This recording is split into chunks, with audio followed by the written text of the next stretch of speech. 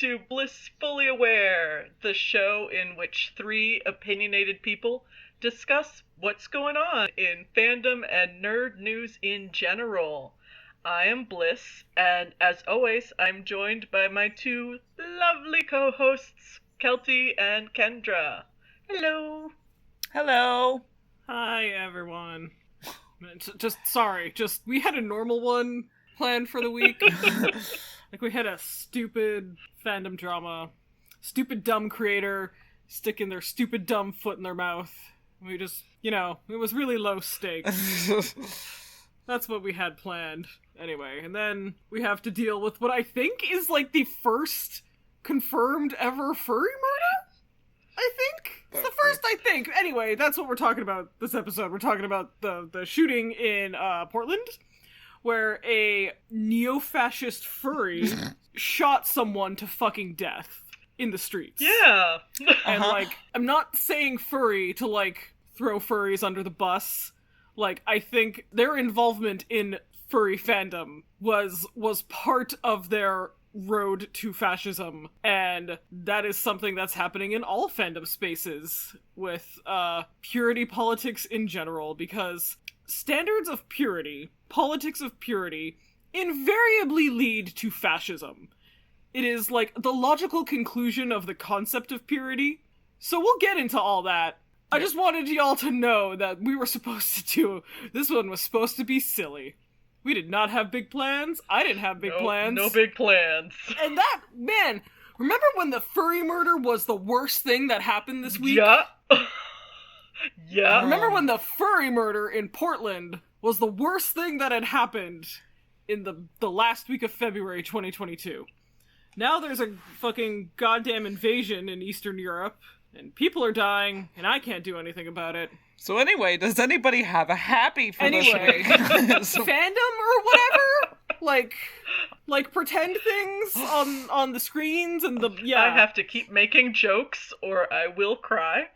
So we will continue trucking on with this fun, silly times podcast in which we talk about furry murder. In which we talk about murder and sex crimes. Almost all of the time. Yep. We're turning into last podcast. Almost all of the time, it's murder and sex crimes. And, man, I just want to talk, whatever. I just wanted to talk about Marvel movie releases, man. Yeah, and talk about the new Pokemans. New Pokemon are out. Yeah. The Elden Ring and Breath of the Wild 2. That looks great, but no. And I'm, so hype about Sonic. Oh, Sonic. I'm glad for you, I guess. Fire Dino! Yay, Pokemon. Man, I wish we could do a whole episode on the fucking Pokemon designs. And that would be an hour, man, just talking about Pokemon we like, Pokemon we don't like, which Pokemon are better than other Pokemon, which designs are better, which designs are the worst. I think this podcast is how I am processing the loss of fandom as a social group that I used to have. Yeah. A little bit. Because fandom used to be, well, I mean, it still is a nerdy thing. The problem is that nerdy things are now mainstream. Well, and I mean, fandom certainly used to be a secret, and now it's being talked about on the New York Times podcast and in interviews on the Daily Dot. Nerdy things are now cool. Nerdy things are now, billion-dollar movie franchises that you shape careers and studios and tentpoles around. God damn it, you can play a superhero in the right movie and that's your next 10 years locked up. Which is fine. No, I'm not saying it's a bad thing. I'm just saying that when I was in fandom originally as a teenager, as a young teenager even, it was very dweeby in a way that wasn't cute or interesting to people who weren't into it. I am not that old, and I remember a time where liking comic books was grounds to get beat up. Or liking anime. Anime was grounds to get robbed. I 100% wore a Sailor Moon shirt to school one time, and kids threw trash at me. Yeah! Fully. And we are not that old. Like, I learned there was this hit tweet that was going around Twitter this weekend about how there is basically a micro generation.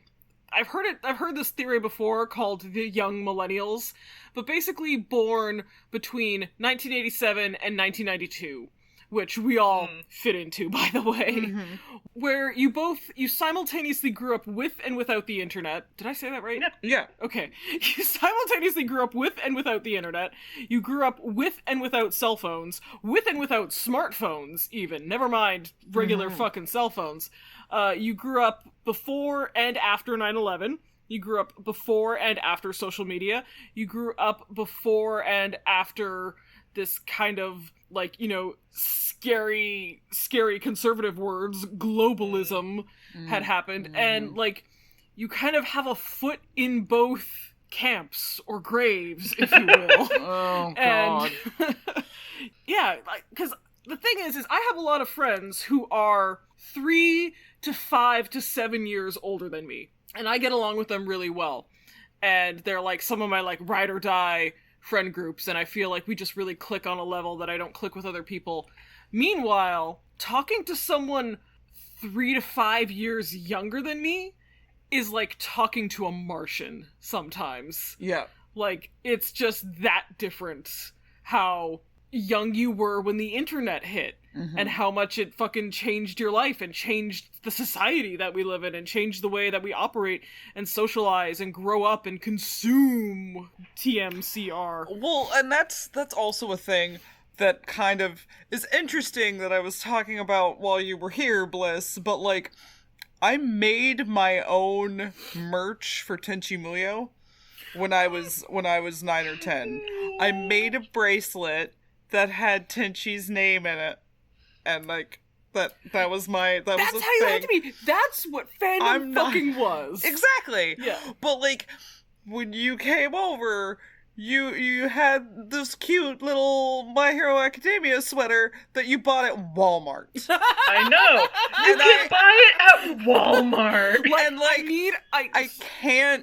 I literally can't comprehend that as a person. I need people just even a little bit younger than me, like 5, 6, 7 years younger than me, to realize that the concept of being able to walk into Walmart and buy a t-shirt with your favorite anime character on it is foreign to me. Even going into Hot Topic. Yes. It was not. Oh, yeah. You had one store in the early to mid 2000s, even late 2000s. You had one store. It was Hot Topic, and you had 3 anime to choose from. And it was like Inuyasha, Full Metal Alchemist, and like Vampire Hunter D. Yep. And I only liked one of those. And it was just, it's wild to me because, like, even now I had a friend go into Hot Topic just to, like, see. they were just like, this is wild. So just to witness. It was riot. Someone should see this. It was a friend of all of ours. Friend of the show. Yeah, friend of the show. Went in and, like, took a photo because there was a t-shirt with L from Death Note on it, and she sent it to me and that was like, was the other one. And sent it to me and was like, what the fuck? Like, this was not a thing. Because when Death Note, this is gonna sound weird, when Death Note was popular, it wasn't popular.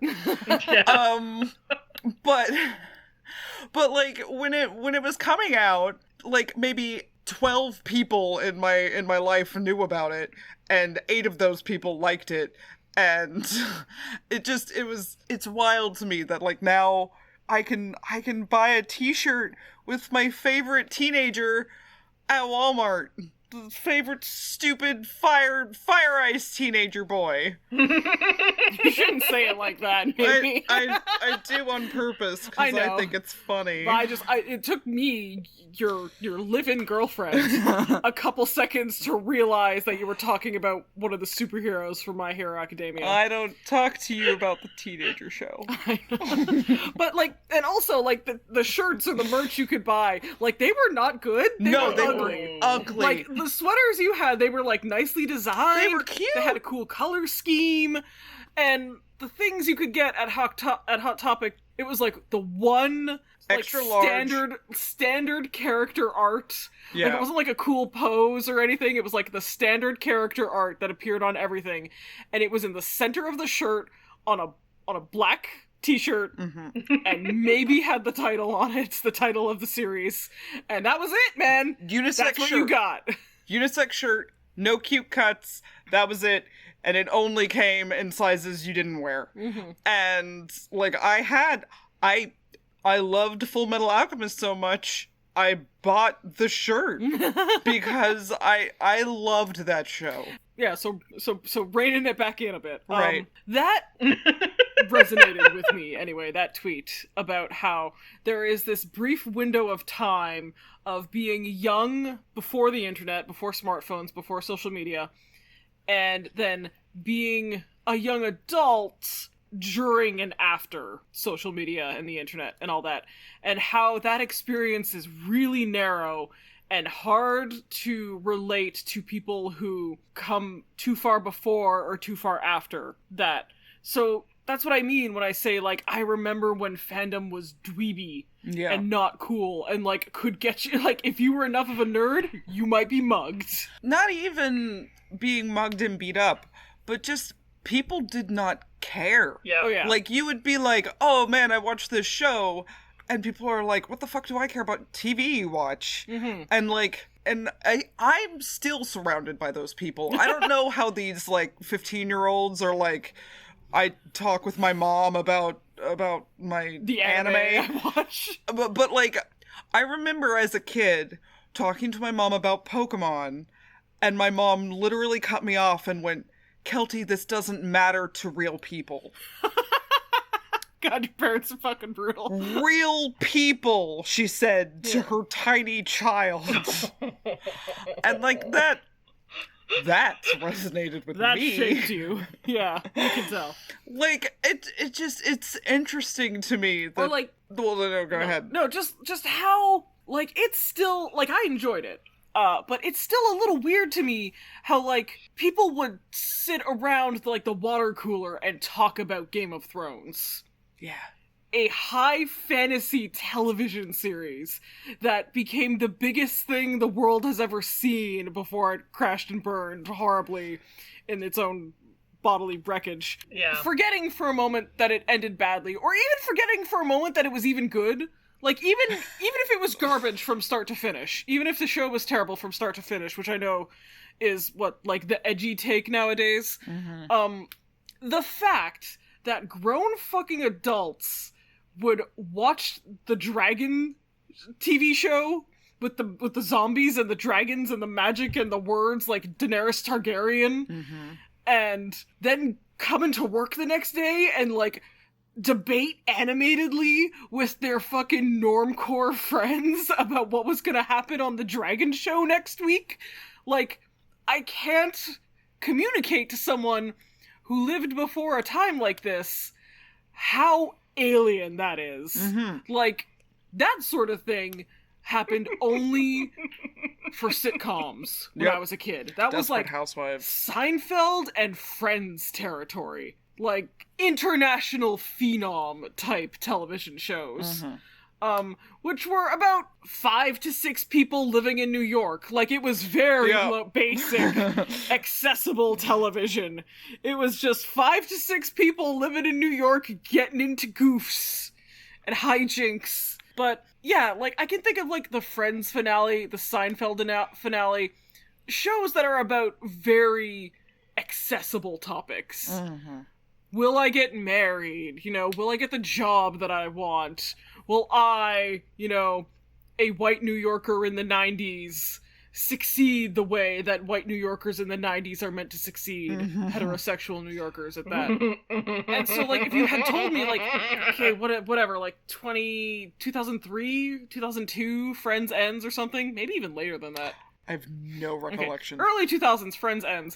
If you had told me in, like, 7 years, the new Friends is gonna be a fucking HBO fantasy series about dragons and dumb made-up words and magical swords and lost princes? Like, I was 14 and I would not have believed you. Yeah.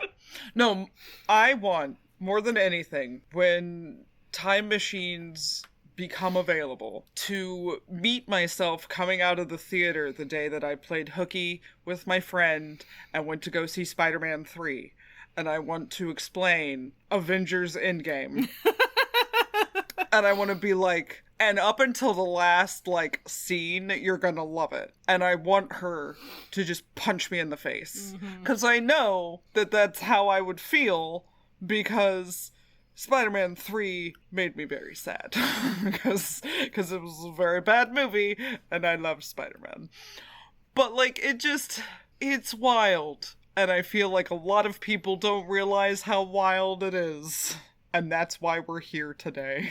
So anyway, okay, so, because fandom was, like, super ostracized when I was a kid, yet I was a nerd and I had interests in these geeky things and these fantasy stories and these weird TV shows and so on and so forth, I was still drawn to them. So the people I found in fandom were likewise very, like, socially outcast, often marginalized people. And again, I want to be very fucking clear, not marginalized because we liked weird, geeky media. Just often already marginalized people find themselves drawn to weird things in media, in narratives, in art, what have you. Yeah, there's a reason I didn't fucking connect with friends. Who would have fucking thought? So those people that I met in fandom, whether it was in person or it was online, those were, like, very, like, deeply forged connections. 'Cause you met over something that you were passionate about, you were both passionate about, and you didn't really have anyone else to talk to about it. And quickly that, like, passion could turn into, like, a friendship based on all sorts of shared interests and, you know, personality traits and so on. So I miss that. I miss when fandom was a small group of mostly like-minded people. I miss when fandom was, like, quality over quantity, let's say. Yeah. I miss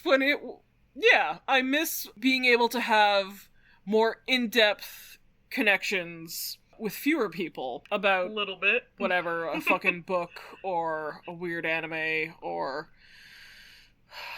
you know, even music, like, just, like, strange, weird music. I read, Bliss got me the book, Tori Amos Bootleg Web Ring, which is the second in the Remember the Internet series, the first of which was Tumblr porn that we covered. And it's all about music fandom, basically, in the, like, mid-90s, and, like, just having that shared passion about something obscure, something that not everyone else gets or even knows about, was powerful when you were especially when you were a teenager and you were, like, forging your own identity for the first time.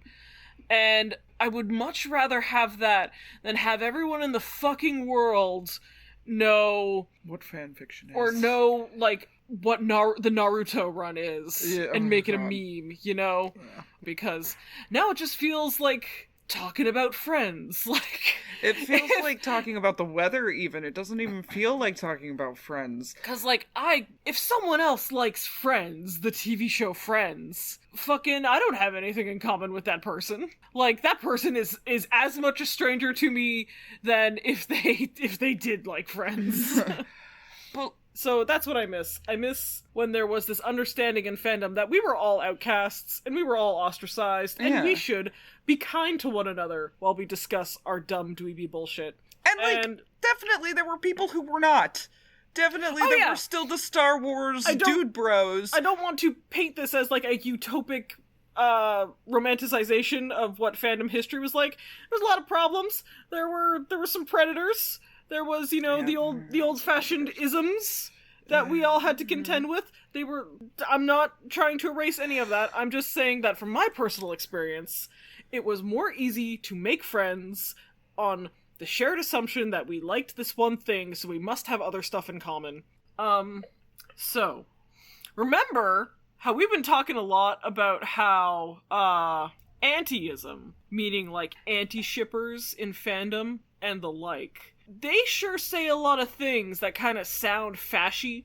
Do we all remember that? I remember every day of my goddamn life. We've been saying it for a while, but we've been saying it on the show for a while. Yep. A little bit. Like, we've had a year now. We're basically a a slogan for the show.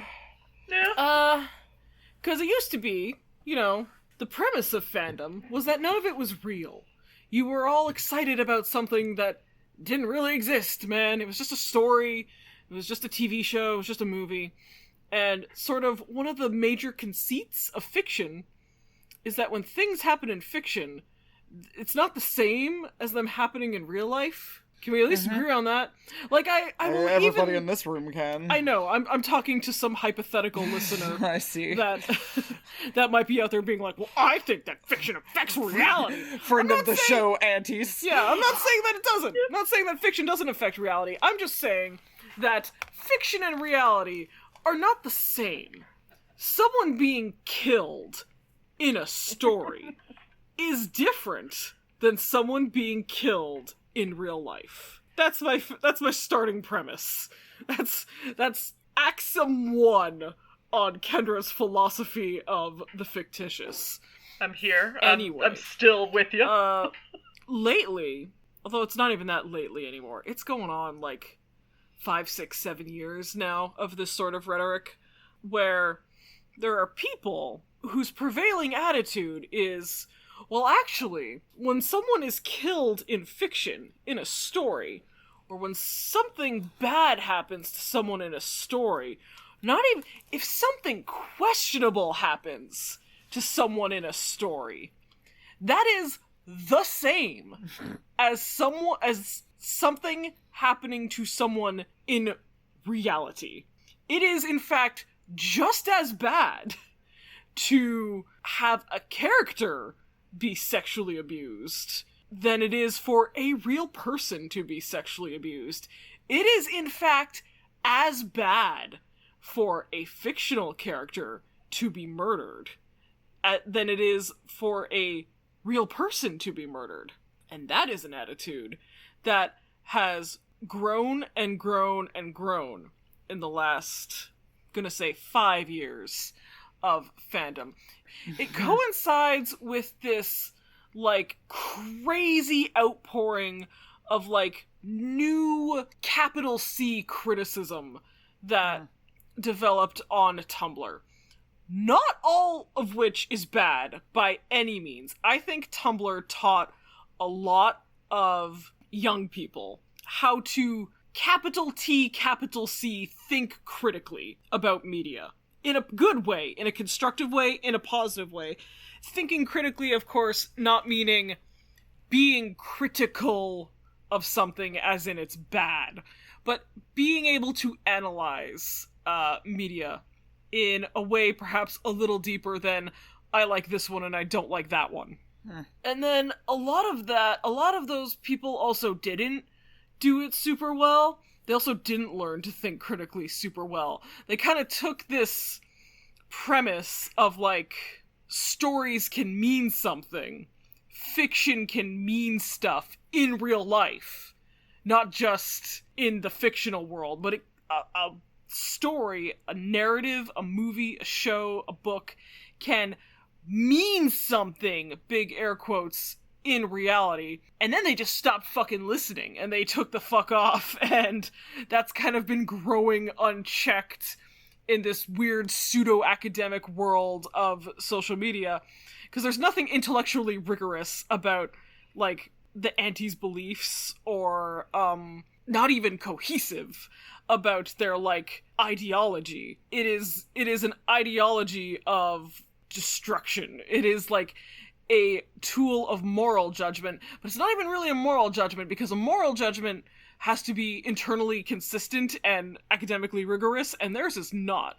So it's really just a method of control, a method of social control, and it's really fashy, because most methods of social control, pretty fashy. Deciding which behaviors are correct and good, and which ones are degenerate, pretty fashy. I am tempted to start just reading Umberto Eco's Ur-Fascism. Oh my god. So I could sit here and list the 14 tenets of fascism that Umberto Eco wrote, and I could do a whole last episode on it, but that's not what we're doing here today, so just please go on. I fully support you. You can! Because Umberto Eco's Ur-Fascism is a indispensable text when talking about fascism, removed from any one culture or nation. Umberto Eco experienced Italian fascism during the Second World War under Mussolini, but fascism, capital F, like, it can exist in any nation, it can exist in any culture. The specific trappings of Italian fascism are not the same as, like, you know, as they were in Germany or as they're appearing in America right now, but the core ideology is there, and the core ideology of fascism is internally consistent. And Bliss, feel free to bring up quotes whenever you like, but the method of social policing that these people feel is justified through their weird Frankenstein critique theory of morality of fiction equals morality of the consumer, ? Like, again, anti-ideology just becomes whatever they need it to become in order to destroy a person they don't like. But one of the basic tenets is that if you read or consume something questionable in, like, let's say American Psycho, that's a pretty standard example that most people know of. American Psycho is a novel and movie about a New York yuppie in the 80s, this culture all about just capitalist growth and consumption, who basically murders and dismembers women a lot. Because the thesis of the book and film is that the goals of capitalism are sociopathic. The sort of person who thrives under pure capitalism, the sort of which was venerated in the mid and late 80s, the sort of person who succeeds in that kind of society is a murderer, is just a freaky fucking cutthroat maniac who is maybe not quite in touch with reality and sees the suffering and pain of others as amusement to them. So that's like the thesis of the book. The main text, like the main bulk of the movie and book, is a lot of fucking brutal murder. And even though it's making a point that, you know, this is the sort of logical extreme of our societal values right now, and it's bad, by the way, this is not something we should want to emulate, there is still a lot of just full-blown over-the-top murder. So you could even argue that it's exploitative. I know some people have tried, I don't agree. But whether it's exploitative or not, the conceit of the ante is that merely by consuming and enjoying a novel or book that is about just wanton, gleeful murder and mayhem and violence and dismemberment means that you think that's okay in real life. You're the sort of person who thinks that murder and mayhem and violence is okay in real life. And because we take away the rights of murderers in real life, we can take away your rights. You're in fact bad. Not only are you bad, you are, like, subhuman. You are an okay target. You are an accessible target for us to, like, morally execute. Because that's, like, the goal of anti-ism, is to, like, chase people into social death. Sometimes actual death, by the way. There have been a few suicides related to anti-bullying harassment. Yep. That's a weird thing to say. Related to bullying and harassment done by antis. And a few attempts as well. Now a few bomb threats, few terroristic threats, so on and so forth. So, what I am trying to establish before we start talking about the furry murderer is that if you were to tell the average auntie on Twitter or TikTok, where they all live, that your beliefs here are actually kind of fascistic, they recreate a lot of the values and mechanisms of fascism, they would kind of scoff and be taken aback and be like, I can't be a fascist. I'm gay! Which they often do. Honey. I mean, I'd be happy to introduce them to Ernst Rome. Yeah.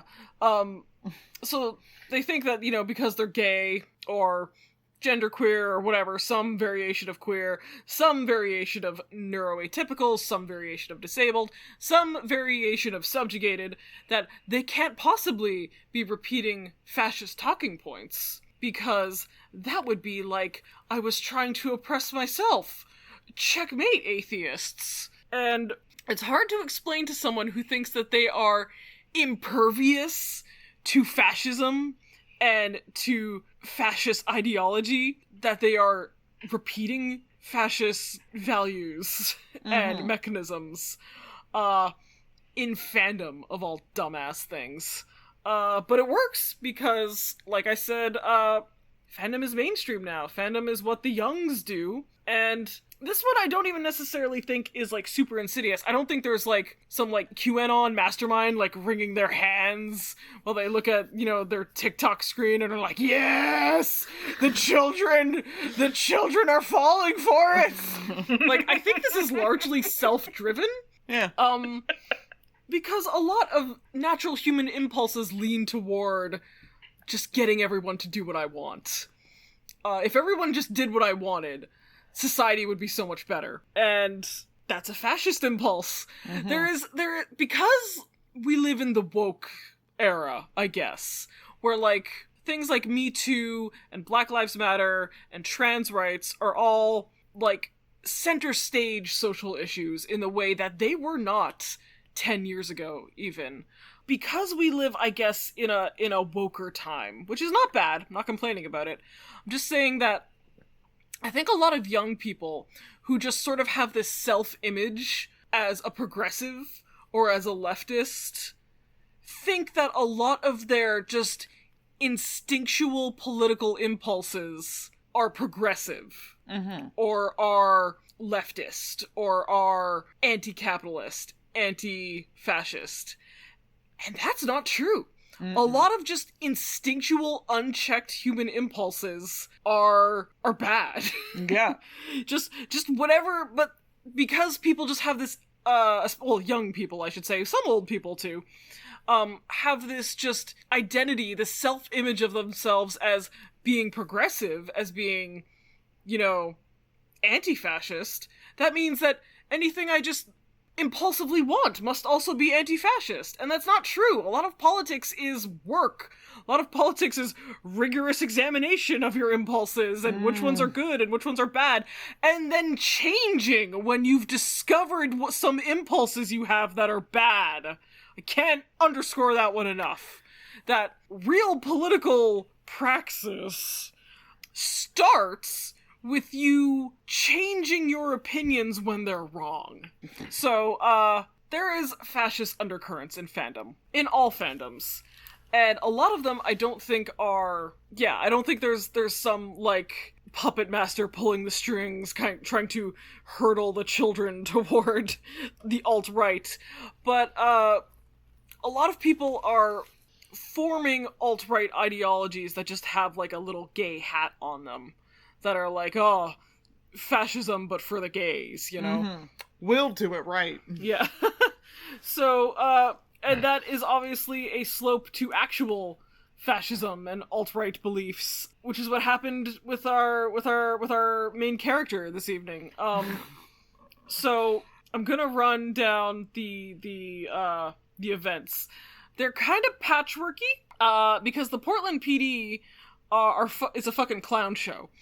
And they don't, they're not very good. They're not very good at their job of being policemen.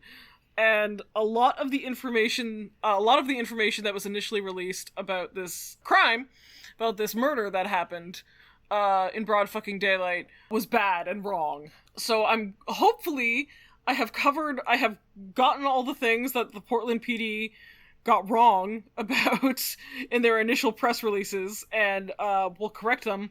If I didn't, sorry. I am actually not a full-time investigative journalist. I would love to be. Please donate to my Patreon.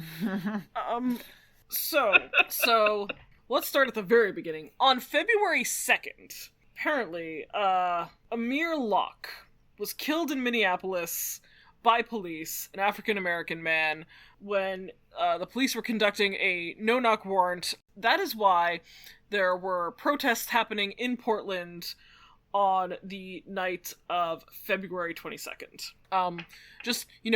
General police violence protests. It sounds like Amir Locke was the latest murder victim at the hands of anti-black violence by the police. So, on Saturday night, there is a protest going on in Portland, the 19th. This was a week ago. For reasons that are still not entirely clear, there was a guy named Benjamin Smith down around the Portland protests. He was initially described by police as a homeowner. He is not. I think this was an attempt by the Portland PD to lay a defense for him, like a stand your ground kind of defense, for the murder he committed. Benjamin Smith was not a homeowner, certainly not residing at any home near or around where the murder happened. Any reports that describe him as a homeowner? False. Benjamin Smith is 43. For reasons that are not yet clear, at least to me, in my following of this story, he got into a conflict with some of the protesters, had a gun, opened fire on the protesters, shot several people, and killed a 60-year-old woman named June Knightley. Knightley is apparently a mainstay at these protests because she basically works as a volunteer trying to keep people safe, like directing traffic, providing first aid, things like that. She is a mainstay at these sorts of events. Which is saying something in Portland, because their protests have been going on for years now. Which is saying something in Portland. Yes. Mm-hmm. Yeah, she was a known quantity down at these things. So, not only did Smith shoot and kill this woman, he also shot 5 people total. In court documents, one has been described as paralyzed.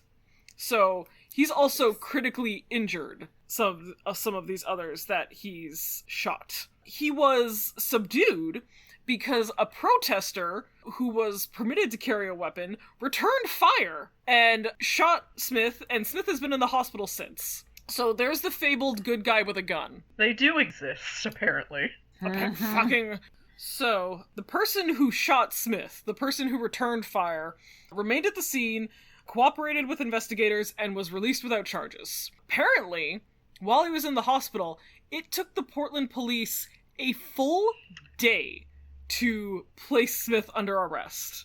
Because, again, my suspicion is that they were not going to arrest him. They were going to consider this a stand your ground case. I don't even know if Portland is a stand your ground state, but I'm sure they would have tried very hard to make the case that this was reasonable self-defense. Cool and good. Oregon does not have a stand your ground law. Okay.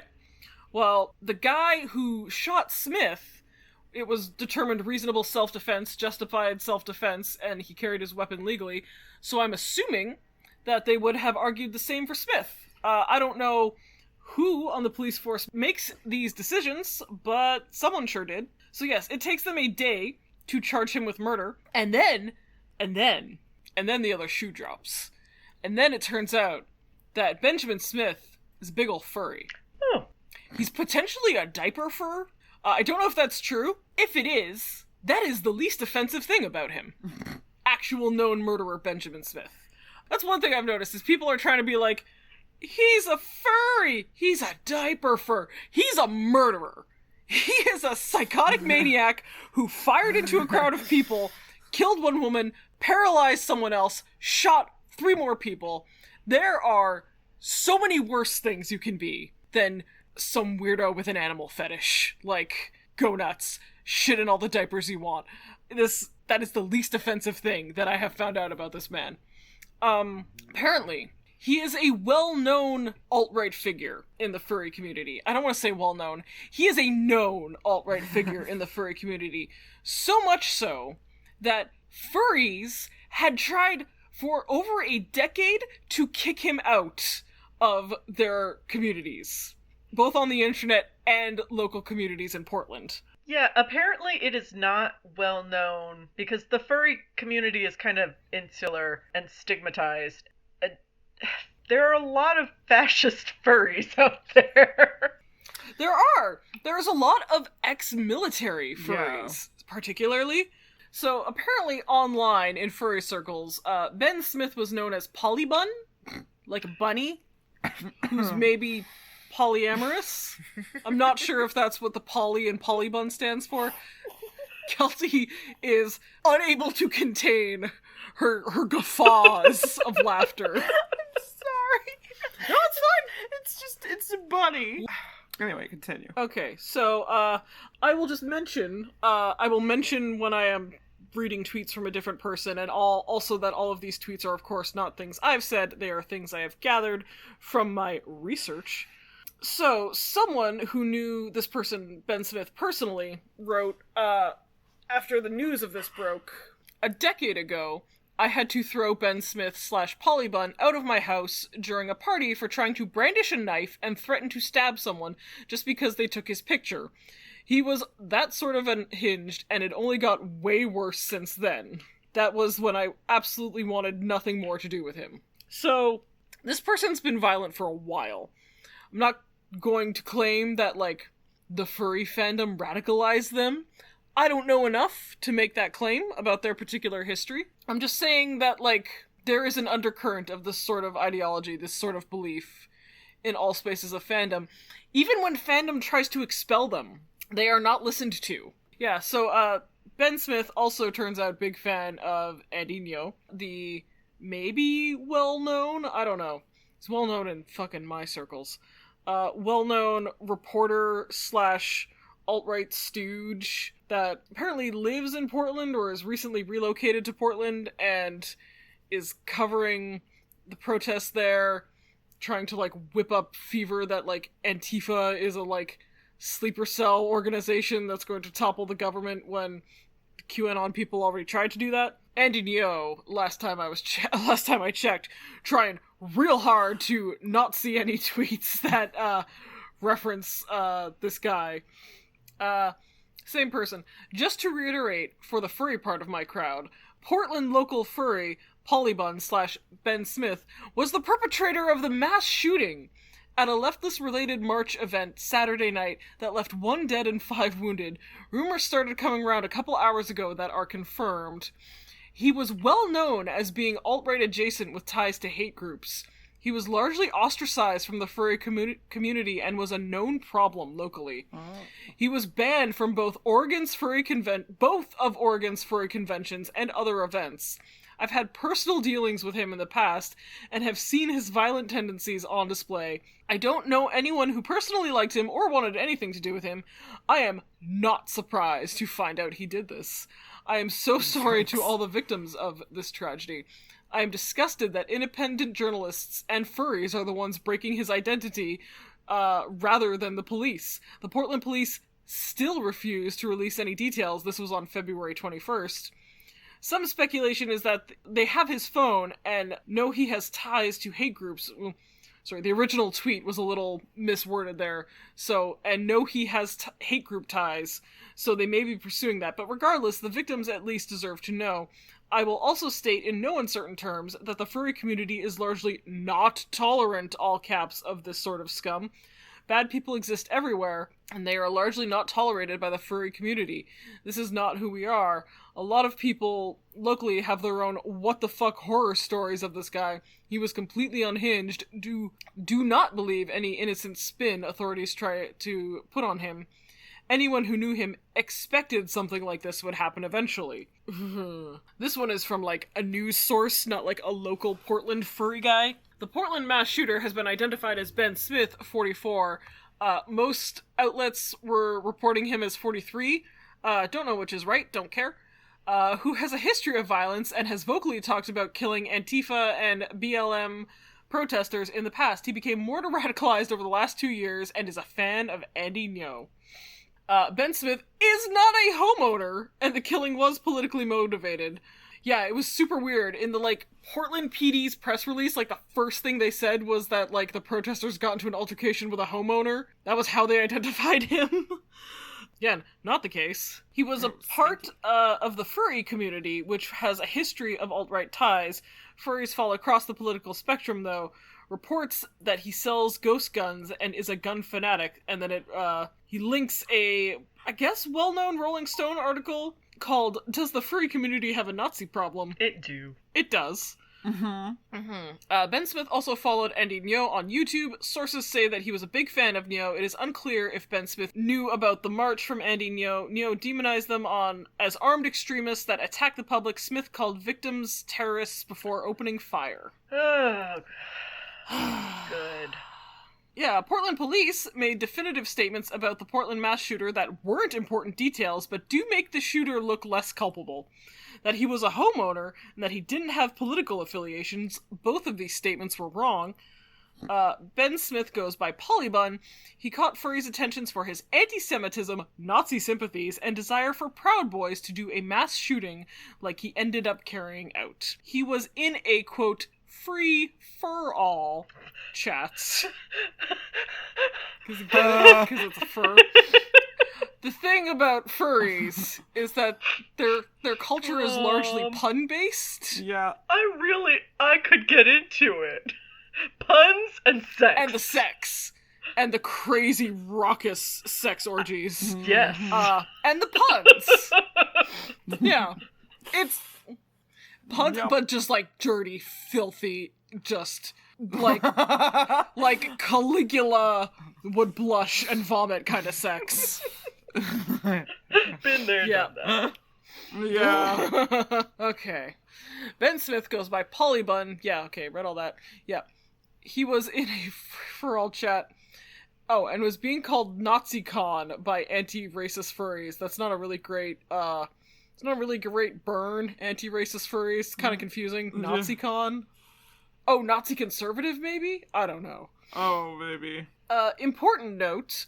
Furries have been working to kick Nazis and right-wing extremists out of their community for years, and this guy does not represent the furry community. That's nice of you, indie reporter on Twitter. Yeah, way to go! We need to acknowledge alt-right attempts to co-op and force their way into countercultures. Look at that guy. That guy said in fucking one sentence what I tried to say for an hour and a half.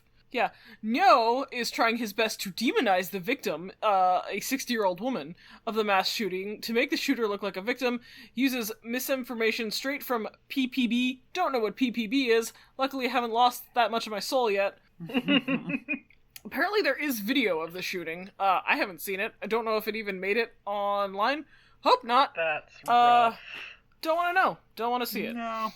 Alright, and I want to read, I guess, the police statement, where they tried to correct themselves on a lot of things. Still saying things that are uncorroborated, but I'll read their statement, let it speak for themselves. The suspect in this shooting is identified as 43-year-old Benjamin Smith. Smith remains hospitalized in serious condition. Detectives are working closely with the Multnomah County District Attorney's Office to share facts and evidence for a review to determine potential charges against Smith. He was eventually charged with murder. People at the scene removed critical evidence before officers arrived. There is no evidence of this, but it's a claim the police are making. I guess so they have someone to blame when they inevitably fuck up the investigation. Investigators ask that anyone with evidence, as well as video, please contact the police, as these items are important to the investigation. Detectives would also like to speak with witnesses who left the scene without providing a statement, which could be useful in this case. Although the woman who died at the scene has been informally named by outside entities, the Portland Police Bureau will not formally release her identity until we have spoken with her family directly. So yeah, basically blaming the protesters for not cooperating with police and claiming they removed evidence? Which, I don't know why they're claiming that. They haven't provided any examples. Oh, and, yeah, this was important to note. So, the furries of the local Portland furry scene were trying to let the police know that this person, Benjamin Smith, was a threat. Apparently, they got in contact with the police multiple times. This is a different person, whose tweets I'm quoting now. Quote, "I've been saying that Polybun was going to kill people since 2007, and everyone who could do anything about it ignored me. Also, please understand that 99.9% of furries / otherkin / etc. are not aspirational domestic terrorists. That's pretty much a Polybun thing." Like, he used to join the IRC channel for my community and describe in substantial detail how he was going to go on a cross-country road trip, visiting and murdering all of us in ways that we would, and murdering all of us in ways that we would suffer. Again, the original tweet is oddly worded, and outlining the extent of our suffering. To say that we got in touch with law enforcement would be an understatement. They didn't care. Portland Police Bureau never did anything about it after multiple people filed police reports for his dox / death threat combos. It is unfortunate that the system did absolutely nothing to prevent an incident that was entirely preventable. Portland Police Bureau and the state of Oregon have been aware since at least 2007 that Polybun was armed and outlining horrific mass murder scenarios against those he disliked. So given that somebody is motivated to fantasize about murdering the devs of an open source project because a decision made outside of their control, no, it's not a surprise to me that he went and killed people. It was just a matter of time, honestly. What I do not understand is that some of the things he did, the feds got involved in them, investigated, and then did nothing. So yeah, that, so far, is the state of the furry murder. The furry community that he was a part of, tried for over a decade, it sounds like, to make law enforcement know about this lunatic in their group, and they did nothing. And then he killed a woman, and then they still tried to do nothing. Until apparently it was very fucking clear that he was an armed lunatic? I don't know what made them change their mind. Honestly, if they wanted to commit to the bit, just say no, that 60-year-old woman had it coming. Yeah. Listen, I understand and have a lot of empathy for the furry community. They have a very stigmatized and niche hobby.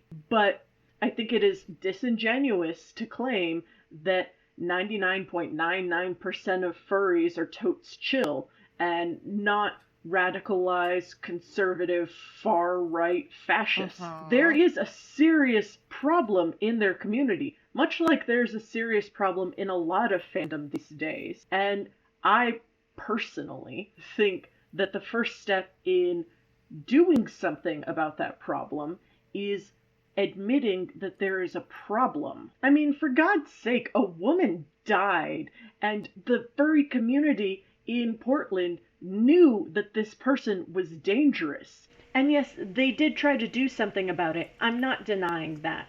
But they're still going to claim that they don't represent furries, which, yeah, they don't represent all furries, but they were certainly a part of that community. I understand that I'm getting a little heated, but I just don't think that you can say that you don't have a problem in your community when it is laid directly at your feet. Can I pose a theory, fully out of my asshole? I have no evidence for this. This is just me spitballing. So please, call me on my shit if I'm wrong. Is it possible that, to them, it is just the idea, at least at the beginning, at least at the start, before they are, truly radicalized, that the idea of, extremist ideologies is just another, fursona at first? The main, a lot of the main crux of the furry fandom, and I am hugely simplifying here, is that a lot of furries, in some way, have this image of themselves as a furry, as an anthropomorphic animal, what they usually describe as their fursona, in a way that kind of reveals some, inner personality traits about them. The animal you choose for your fursona kind of is something meaningful to you for whatever reason, because you find that animal hot, or because you find that animal, cool looking, or that animal has some, associations with it that you resonate with you. the colors, the accoutrements that your furry has. Like, it's a lot like crafting a bit of an identity and crafting a bit of a suit, a false identity, an alter ego to, like, wear sometimes when you are part of furriness. Some people take it a little further. Some people say that their alter ego, their fursona, is them. That's how they really should and do look, like, on the inside, in their soul. I'm not going to tell them they're wrong. I'm just saying that for the large percentage of furries that I've met, it is a, like, delineated separate part of their identity that they can, like, put on and take off as part of the furry community. Is it possible that, like, it starts as, like, looking at a Nazi uniform and being like, whoa, that looks cool. Doesn't really matter that it's evil, cause, you know, it's just a costume, man. It's all just costumes here on DeviantArt or whatever. And I don't know. I'm trying to think of a reason that this is specifically permeated in furry fandom. Like, not just kind of like fashy undertones that the antis have, because the antis still revile, like, Nazi imagery and stuff like that. At least for now. But, like, in the furry fandom, like we discussed earlier, like, sometimes these conservative images, like the Confederate flag and Nazi uniforms, are just kind of seen as, like, another part of the kink, man. It's just another part of the costume. None of it's real. And none of it is real, for the record.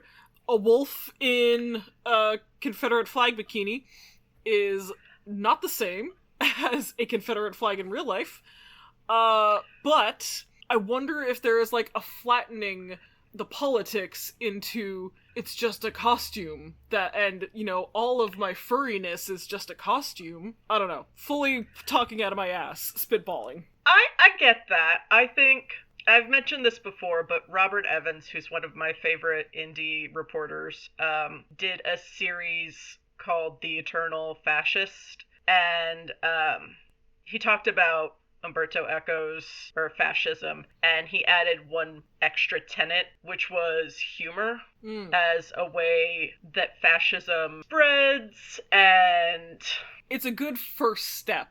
It is. Like, it's essentially trolling. Yeah, well, and back in the early meme days of, like, 4chan and 8chan, that's how a lot of people got radicalized, was just conservative memes. They saw a funny meme, and that led to another meme, that led to another meme, and all of a sudden they're alt-right now. And you don't see it snowballing.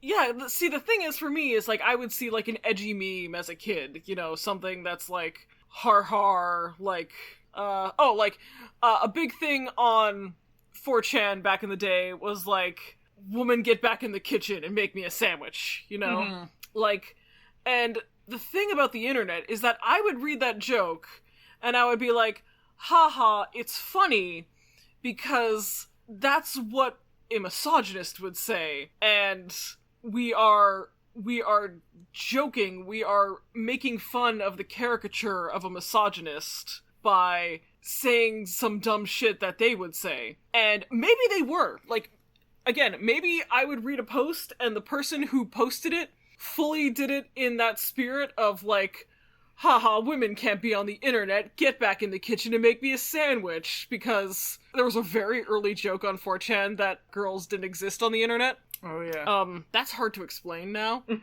And so if someone was on 4chan saying they were a girl, they would be asked to show their tits and told to get back in the kitchen. And so, at the time, again, because I could get the humor in that, because I was a girl on the internet, and I was rare. None of my friends really liked hanging out on the internet.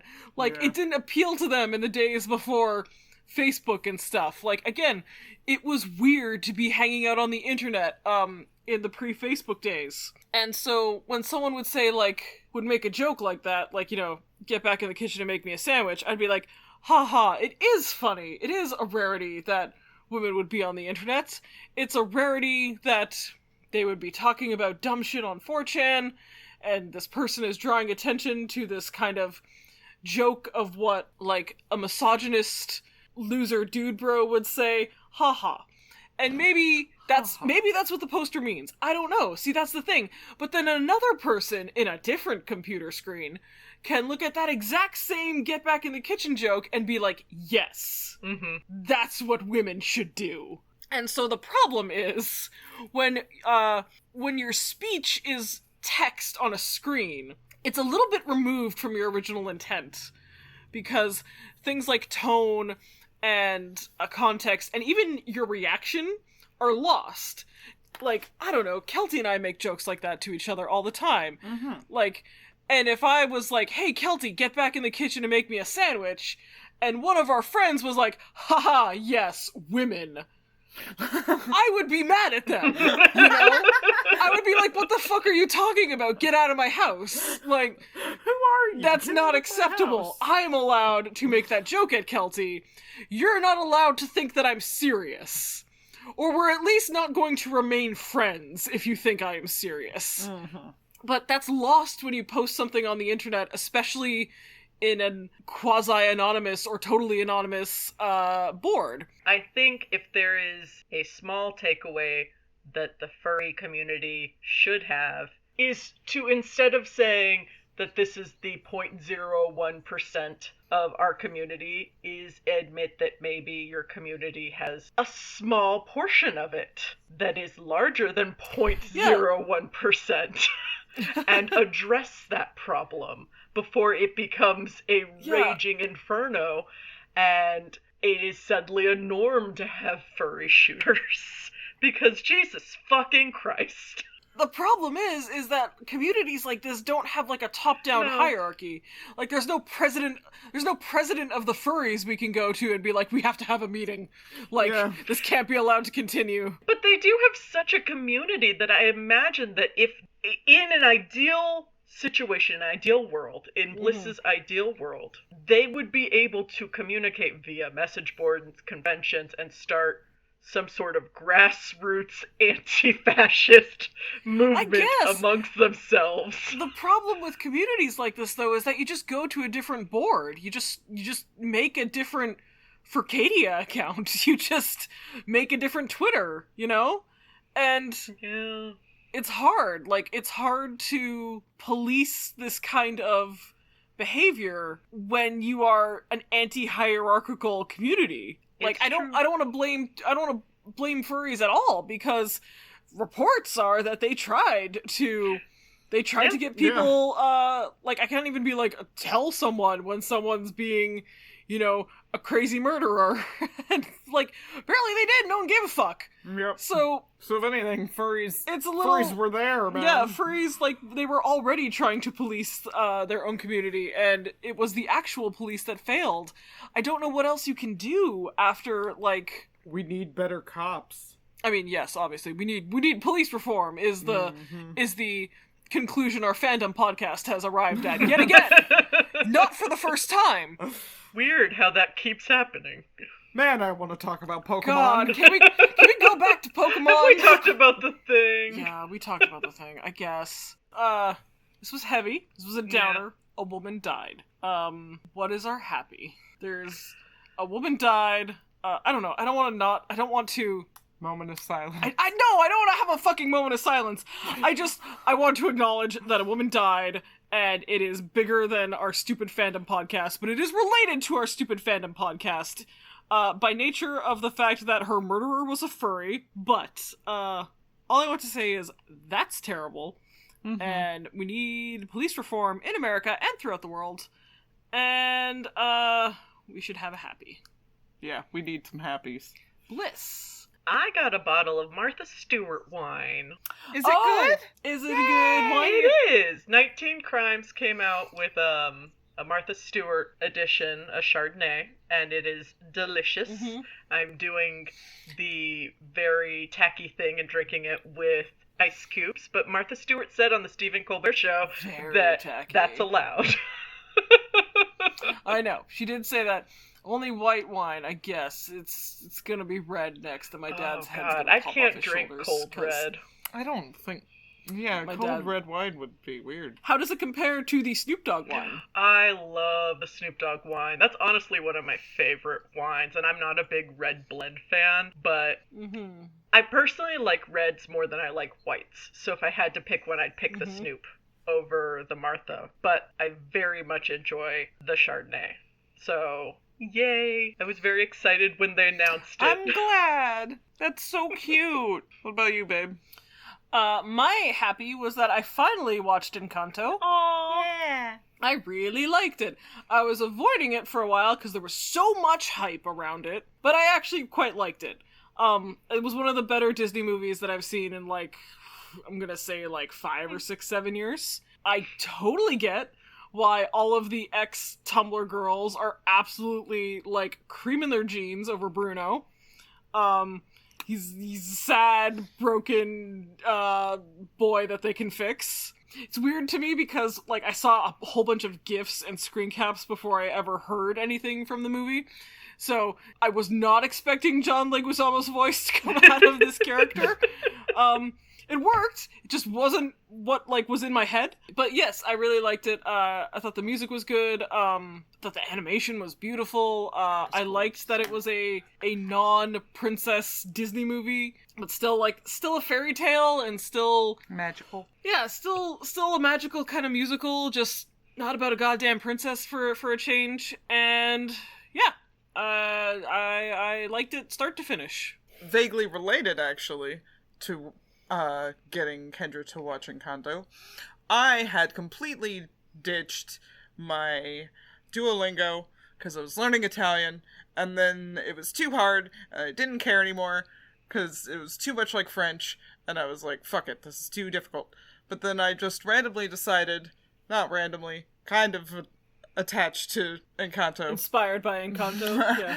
I was like, I could learn Spanish, because I did 3.5 years of Spanish in high school, and I grew up in Texas, so I know a lot of Spanish, and so I started Spanish actually while Bliss was here, but I am just blowing right through it, 30-day streak, killing it. I've been #1 on multiple fucking letterboards. I'm very excited. I am awesome. I'm very Don't excited. ask me to speak it. Yeah, it's also nice because, yeah, you were doing Duolingo for a while, and then we stopped due to personal tragedy, and I'm happy that you have picked it back up. Yeah. And now Yay! I'm gonna have somebody I can speak Spanish with. Don't make fun of my accent. I'm gonna 100% make fun of your accent. Rude. Well then, yay! I'm glad that we all had a happy. I'm sorry this week was a bit of a bummer. Next week we will come with something more fun, I swear. Stupid and inconsequential fandom bullshit. Jesus. But yeah. Hope so. Until next time, you can find us on Twitter, Instagram, and TikTok at Blissfully Show. If you're watching us on YouTube, hi, hello. Give us a like, comment, subscribe, click on another one of our videos. That'd be super. The algorithm loves that. That's the best thing that you can do for YouTube. And then, yeah, until next time, bye! Bye-bye, Bye. everyone!